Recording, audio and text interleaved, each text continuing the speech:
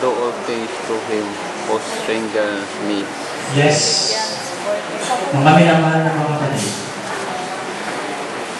our Redeemer lives. Tayo na kumpleto. How much more? Ang tao yung nakita kanina. Subalit ang sabi niya, ako'y tatakbo kasama ang aking Ama. Ang dalangin ko po, masabi natin na ang kasaysayan ito ay hindi lamang isang kasaysayan, kundi maging inspirasyon po natin din naman sa ating pagtakbo, sa ating pong pamumuhay Kristiyano.